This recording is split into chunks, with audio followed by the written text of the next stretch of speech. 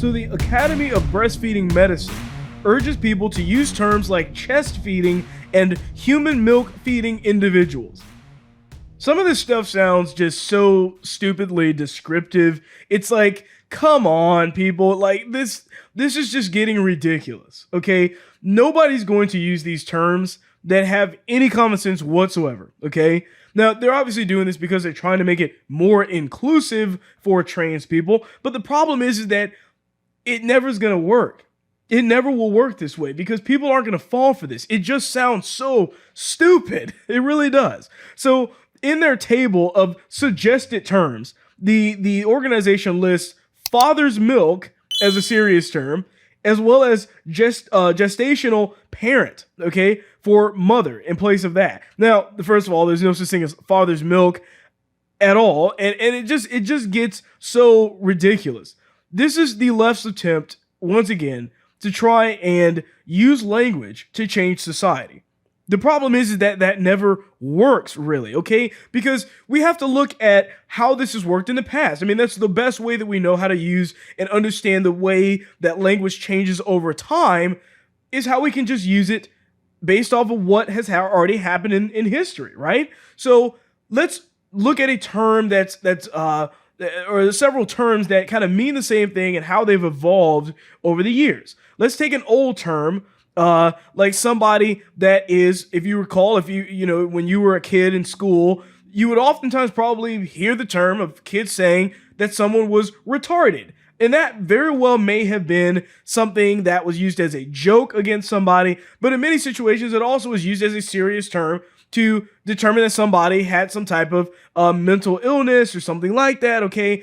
And then all of a sudden they said, okay, we can't use that word anymore because that word is now offensive, okay? And it has been deemed as not politically correct by society, and then they change it, okay? And then all of a sudden you have now this new word that's supposed to replace that word called that they're mentally ill or that they have a mental illness. And now even that word or those words really don't sound all that appealing anymore. If you say that somebody's mentally ill, it's still to a certain degree sounds a bit offensive in many situations because it's always going to tie back down to what the word used to mean every time.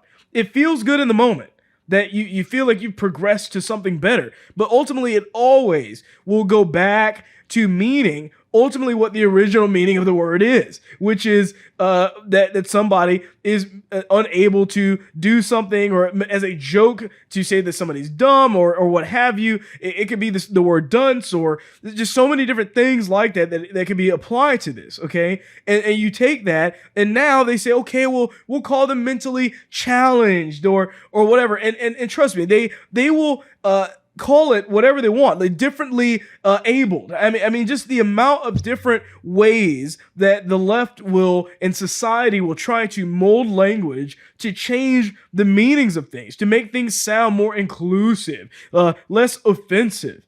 But it never works because it always winds up being considered as offensive to a degree. Remember that retarded actually was a term that was used as a PC term, as a politically correct term at one point. There used to be worse terms than that in the way that society viewed things, but over time, it became offensive. It always goes back to that original meaning. And the same thing applies to this as well, where you have them try to cover these things up. I mean, look what they did with abortion. They changed the terminology to pro-choice.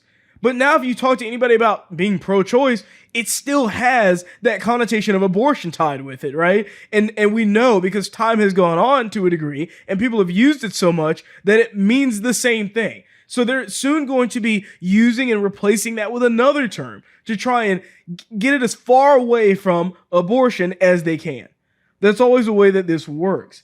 It's using euphemisms to change things and try to cover them up and make them more inclusive and more acceptable when in reality it really doesn't do anything at all. At least not in the long term, okay? And long-term solutions have never been the left's strength.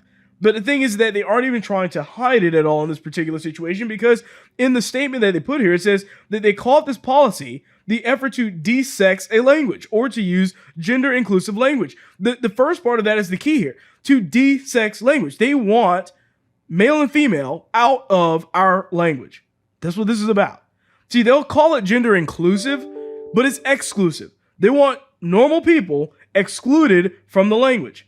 That's why we see the TikToks and we see so many things where they're constantly trying to change the terminologies because they don't want it to be the way that it's always been, where he is he and her is her, and you don't have to really think about anything else.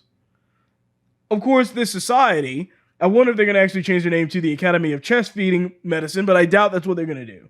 I highly doubt that because it would just even sound even more ridiculous as it is. So just another situation of the left trying to change the way that we view terms, hear terms, see terms, when in reality, it really doesn't do anything at all. It's not more inclusive. It's just them lying to you.